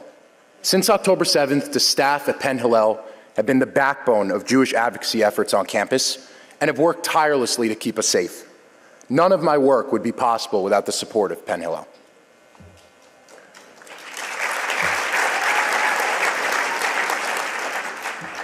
These past 2 years have not been easy as a Jewish student at the University of Pennsylvania. In my first week of college, it was announced that neo-Nazi Roger Waters would be speaking at Penn on Erev Yom Kippur. Soon after, our university president could not even say that a call for the genocide of Jews was against Penn's code of conduct. And last spring, a violent encampment took over our campus where protesters screamed, quote, "Hamas should do it again," end quote, at Jewish students when we displayed graphic footage of the October 7th massacre. And just 2 weeks ago, protesters screamed, quote, "Burn Hillel," outside of Hillel when we invited a former hostage and a Nova Music Festival survivor to speak. Yet, the unresolved issue ravaging through Penn and other American universities today are anti-Semitic professors who use their platform to demonize Jews and the Jewish state.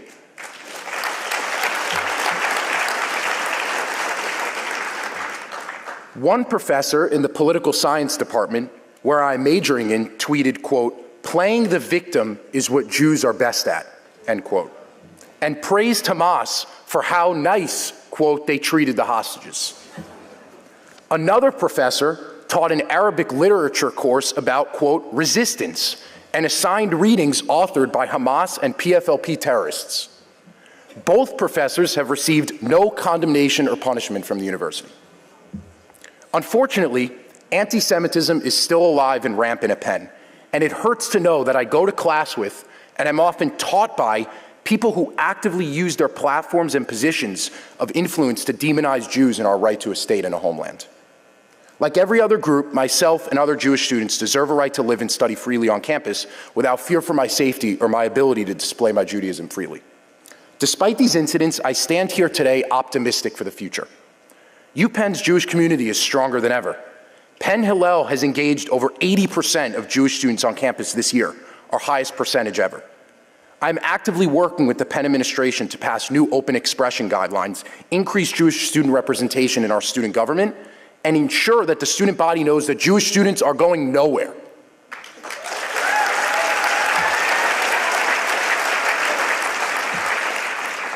I've made long-lasting relationships with alumni, Philly Jewish organizations, elected officials, and most importantly, non-Jewish allies at Penn who have stood up for Jewish students when we were down. I'm optimistic that one day Penn will return to the glory that so many people in this room once knew and remember.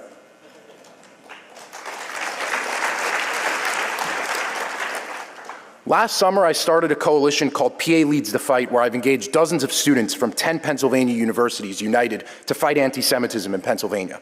It has been a privilege to meet so many amazing student activists from diverse backgrounds and campus situations, and we have had many successes.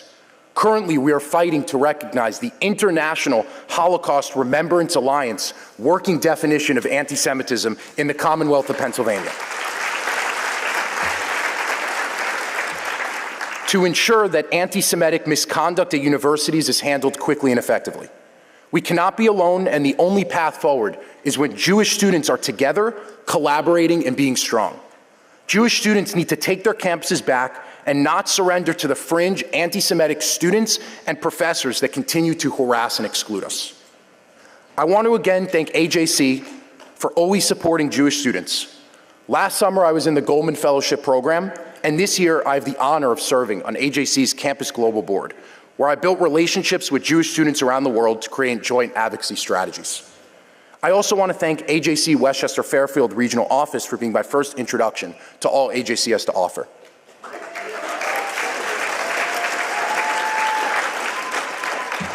To my parents, thank you for being here today and for supporting me every step of the way.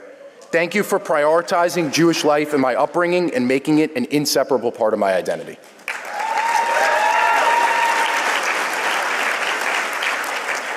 I want to reiterate again to all of you here today. Listen to Jewish students and their stories. Invite Jewish students to speak at your synagogues. Raise awareness for Jewish students. Go up to students today and ask them about what is going on their campus and the help that they need. Give them advice. The Jewish community is only 2% of the population of the United States. We need to be united, and this global forum is the best opportunity to get together, strategize, and build unbreakable bonds between us as one community.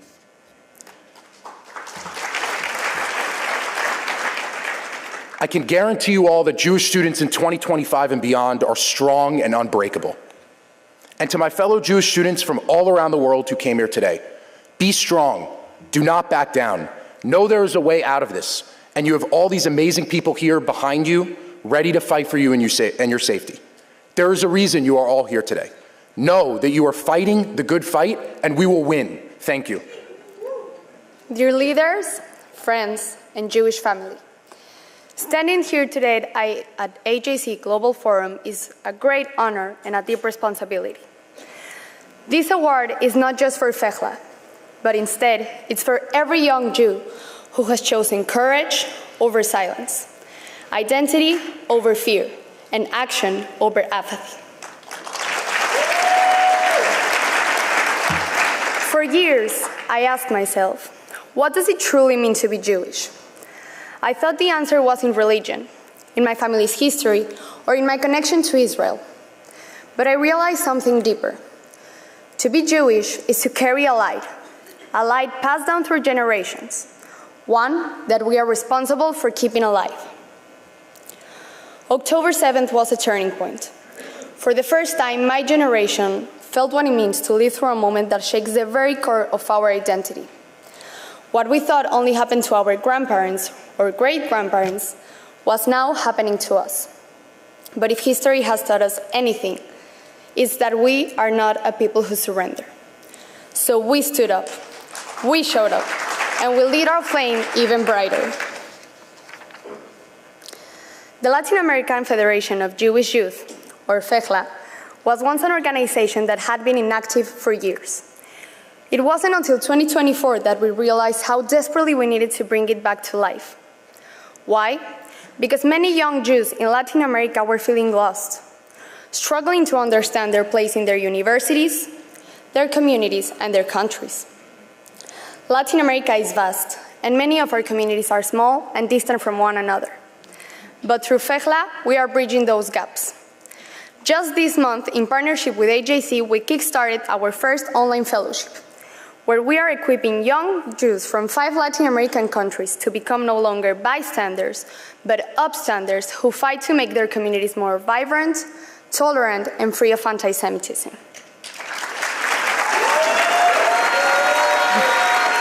And next year, we plan to convene our first FEJLA Congress, where we will show that emerging Latin American leaders do not have to wait until tomorrow to raise their voices and make a political impact. Together, we are building a space where young Jews from across the region can come together, share their experiences, and empower each other. That's why FEJLA exists.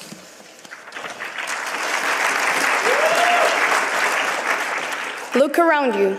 Here we are together, not as Mexican, Argentinian, French, or American Jews, but instead as one united Jewish community with one voice and one purpose. We are brothers and sisters, sharing a history, a legacy, and a promise to persevere.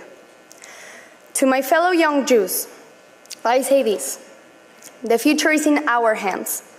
It is not enough to remember history. We must be the ones who build it. We cannot be mere antagonists. We must be the protagonists. The responsibility of our generation is immense, but so is our ability to transform the world. Porque la luz de un solo judío puede iluminar una habitación, pero la luz de un pueblo entero puede cambiar el mundo. Because the light of a single Jew can illuminate a room, but the light of an entire people can change the world.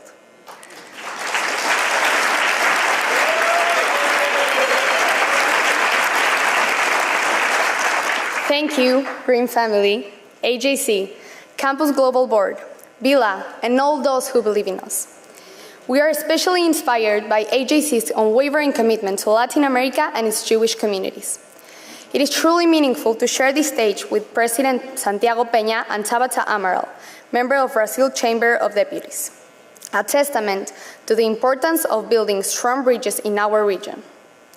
Today, we reaffirm our promise to keep fighting, to keep building, and to keep igniting the flame of our people. I'm Israel Hai. Thank you.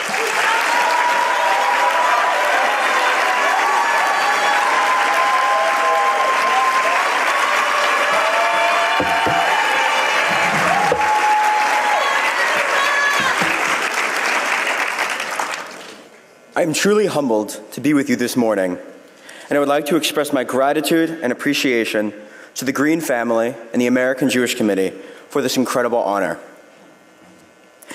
If you spend an afternoon on College Hill, you would find that the most popular dining hall at Brown is the Kosher Kitchen. And if you stop by the Boathouse, you will find members of the varsity men's crew team proudly wearing unisuits with a Magen David reading Am Yisrael Hai. And if you stay for Shabbat dinner, you'll experience the Olive Street Shuffle. Students running back and forth from the neighboring Brown Rizdi Hillel and the Chabad of College Hill in an effort to experience the very most of Jewish life. Kiddush here, dinner there, and joyous conversation on Olive Street in between. All within the university's Eruv, both a symbolic and deeply meaningful reminder that at Brown, Jewish ideas, thoughts, and expressions are robust, pluralistic, and unapologetically protected.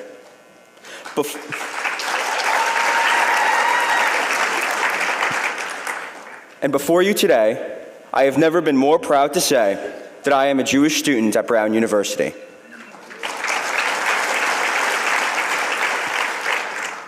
In fall 2022, following an anti-Semitic threat towards the Brown Rizdi Hillel, Brown's Jewish community expressed concern that the administration's response, while well-intentioned, did not adequately address anti-Semitism nor explicitly address the incident, effectively rendering it unnoticed by our peers. I, alongside a group of Jewish students, requested to meet with Brown's Vice President for Diversity and Inclusion to express these concerns. Thoroughly prepared with statistics and oration, we quickly realized these would be rendered useless, because before I could begin, the most miraculous event transpired. She reached her hand across the table, acknowledged the administration's shortcomings, and asked the simple question that changed everything. What can we do to better support Brown's Jewish community?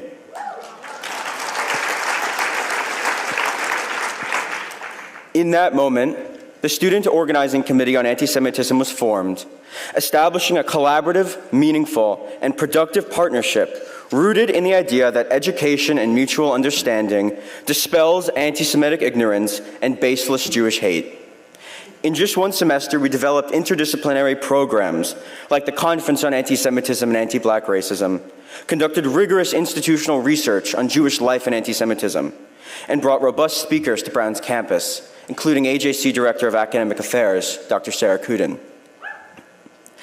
But our collaboration with Brown's administration is no accident.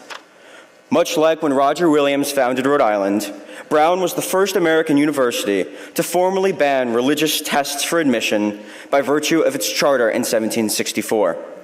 And as we celebrate 130 years of Jewish life at Brown, we uphold this legacy through a rejection of litmus tests based on someone's shared ancestry and connection to the land of Israel.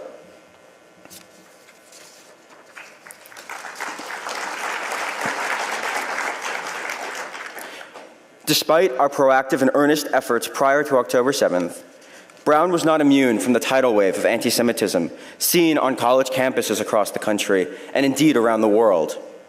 However, through our invaluable collaboration with the American Jewish Committee and our established relationships with Brown's administrators, chaplains, professors, and students, we ensured that institutional processes were upheld.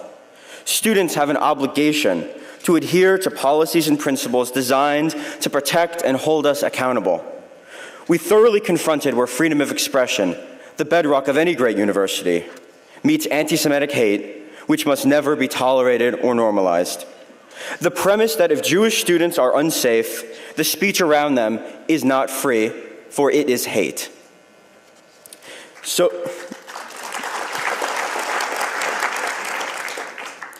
Soviet Jewish writer Valery Grossman once wrote that anti-Semitism is a mirror in which the society that produces it can be seen.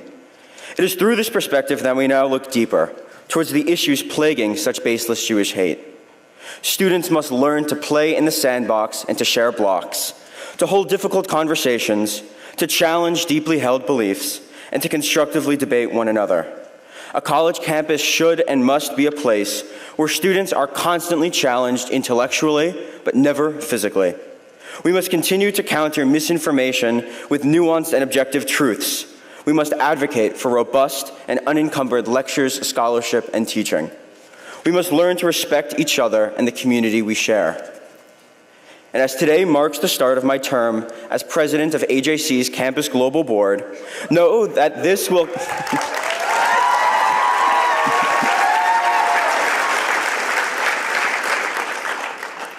Know that this will be the bedrock of our global Jewish advocacy, to protect the welfare of Jewish students, to uphold democratic values, and to explore innovative pathways for peace. I would like to extend my deep gratitude and appreciation to the Green family and the American Jewish Committee for this incredible honor, and to the Chabad of College Hill, Brown Rizdi Hillel, the Student Organizing Committee on Anti-Semitism, and the Brown University Administration for their ongoing support, counsel, and trust. Thank you.